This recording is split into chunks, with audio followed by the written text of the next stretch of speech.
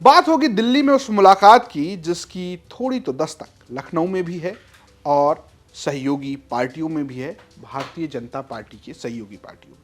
बात उपचुनाव की भी और बात उपचुनाव में दोनों पार्टियों के सामने खड़ी समस्याओं की भी। नमस्कार, मैं हूं रजत सिंह और आप देख रहे हैं आज का यूपी।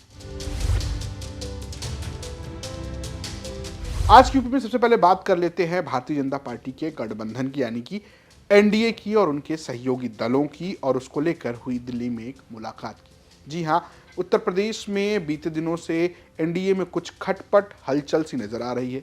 दो नेता हैं, एक का नाम है आशीष पटेल जो कि कैबिनेट मंत्री हैं प्राविधिक शिक्षा विभाग योगी सरकार में। उनकी पत्नी है अनुप्रिया पटेल जो कि केंद्रीय स्वास्थ्य राज्य मंत्री हैं। दोनों अपना दल के एक अध्यक्ष, एक कार्यकारी अध्यक्ष हैं।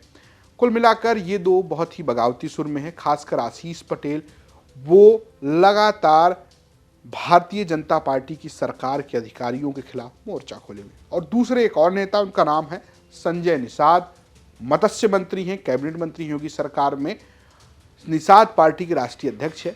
वो बागी हुए पड़े हैं भारतीय जनता पार्टी के विभीषणों को। ये दोनों नेता खूब बागी हुए हैं और इनकी भनक जो है वो दिल्ली तक लग गई है, क्योंकि दिल्ली में एक मुलाकात हुई है। और ये मुलाकात जो हो रही है वो, जब हम ये खबर पढ़ रहे हैं आपके सामने, तब की स्थिति बता रहे हैं। वो मुलाकात, स्पेशल मुलाकात अमित शाह जो कि गृह मंत्री हैं, भारतीय जनता पार्टी के चाणक्य कहे जाते हैं वो, और उत्तर प्रदेश के मुख्यमंत्री योगी आदित्यनाथ जो भारतीय जनता पार्टी के आज के प्रमुख चर्चित चेहरों में से हैं। आप ये कह सकते हैं कि फायर ब्रांड नेता हैं जो बीजेपी के लिए एक मास लीडर के तौर पर काम कर रहे हैं। दोनों नेताओं की मुलाकात इसी वजह से हुई क्योंकि उत्तर प्रदेश में गठबंधन थोड़ा सा दरकने लगा है। दरअसल आप गठबंधन का इतिहास भी देखेंगे तो ये अमित शाह के आने के बाद हुआ है।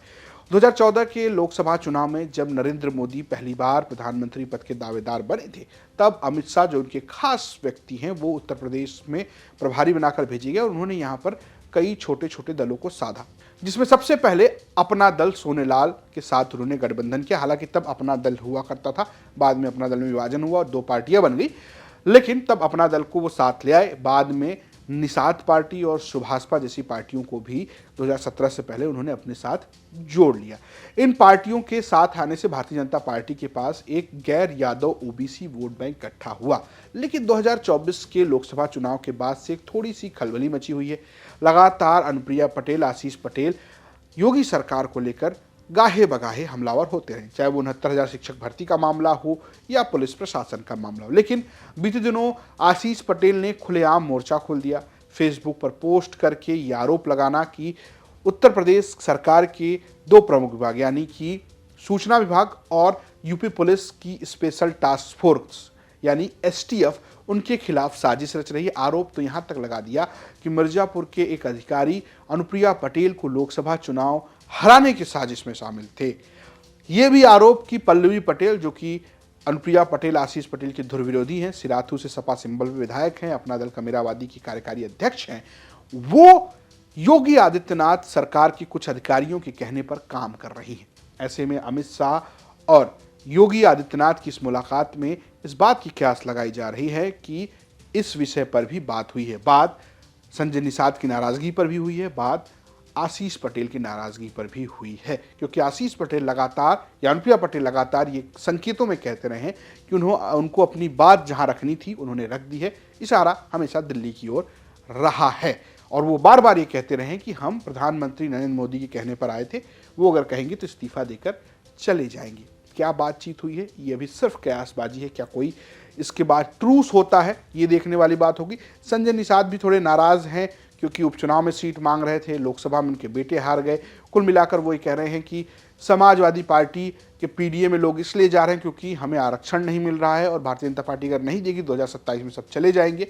इस तरीके की बयानबाजी संजय निषाद भी कर रहे हैं। आप जरा झलकियां देख सकते हैं इनकी नाराजगियों की। भारतीय जनता पार्टी अगर निषादों का नहीं देंगे तो वोट मिलने वाला नहीं है। 2022 में दे दिया, 24 में देखो बहुत नुकसान हो गया, 43 सीट हार गए। मैं नहीं चाहता हूँ, तो मित्र हैं, मैं चाहता हूँ कि ये जाने, ये जितने कुछ विभीषण हैं ये जाके कहते हैं मोदी योगी अमित शाह जी से अगर आरक्षण मिल गया तो निषादों का कांसीराम हो जाएगा, डॉक्टर संजय अम्बेडकर हो जाएगा। हम कहते हैं हमारा भाई, हमारा पद प्रतिष्ठा सब ले लो, लेकिन निषादों का हिस्सा जो आरक्षण का है वो दे दो। मैं एसटीएफ को भी बता देना चाहता हूँ, तुम्हारा नाम स्पेशल टास्क फोर्स है ना, तो मेरा नाम आशीष पटेल है। तुम पैर पे गोली मारते हो ना, औकात हो तो सीने पे मेरे गोली मार के दिखाओ। तो ये नाराजगी क्या बीजेपी को भारी पड़ेगी और क्या इसी को कंट्रोल करने की कोशिश कर रहे हैं अमित शाह, ये देखने वाली बात है। बैठक से क्या क्या बातें सामने आती हैं, हालांकि दोनों की अपनी मुलाकात है, जो बातें आएंगी वो सूत्रों के हवाले से सामने आएंगी, कयासबाजी के तौर पर सामने आएंगी, लेकिन क्या सामने आती है ये देखना बहुत दिलचस्प होगा। अब बात करते हैं दिन की दूसरी खबर की, बात मिल्कीपुर उपचुनाव की। लंबे इंतजार के बाद चुनाव आयोग ने मिल्कीपुर में उपचुनाव की घोषणा कर दी। 5 फरवरी को वोटिंग, 8 फरवरी को रिजल्ट आ जाएगा। मिल्कीपुर की सीट पर अब तैयारियां शुरू हो गई। तैयारियां पहले से ही है, क्योंकि भारतीय जनता पार्टी और समाजवादी पार्टी तब से तैयारी कर रही थी जब से इससे पहले 9 सीटों पर उपचुनाव हुए थे, जिन 9 में से 7 भारतीय जनता पार्टी ने जीत दर्ज की, 2 पर सपा जीती। और माना गया कि 2024 के लोकसभा चुनाव में उत्तर प्रदेश में जो बीजेपी को झटका लगा था, उससे एक तरीके से योगी आदित्यनाथ ने अपने आप को उबार लिया। लेकिन मिल्कीपुर की सीट एक बार फिर से पेंच फंसा सकती है। मिल्कीपुर की सीट इसलिए महत्वपूर्ण है क्योंकि यहाँ से अवधेश प्रसाद विधायक रहे, उनके खाली करने पर सीट खाली। अवधेश प्रसाद कौन है? अवधेश प्रसाद फैजाबाद की सीट से सांसद हैं। फैजाबाद वो सीट है जो अयोध्या में आती है, यानी कि अयोध्या की सीट है। अयोध्या वो जगह है जहां पर भारतीय जनता पार्टी की अपनी राजनीति टिकी हुई है। राम मंदिर का उद्घाटन, राम मंदिर आंदोलन, सब कुछ मिलाकर भारतीय जनता पार्टी का कहीं ना कहीं उद्भव यहीं से संचालित हुआ है। और 2024 से पहले राम मंदिर का भव्य उद्घाटन किया गया। माना गया था कि बीजेपी इस तरीके से पूरे इलाके में प्रभाव फैलाएगी, लेकिन अयोध्या मंडल तो छोड़िए, अयोध्या की ही सीट पर भारतीय जनता पार्टी हार गए। और जीते कौन? समाजवादी पार्टी के अवधेश प्रसाद, जो खुद को अयोध्या नरेश कहते हैं। अवधेश प्रसाद की इस जीत के बाद से भारतीय जनता पार्टी इस ख्वाब में है कि मिल्कीपुर में अगर वो जीत जाएगी तो ये बताने में कामयाब रहेगी कि अयोध्या का बदला ले लिया गया है।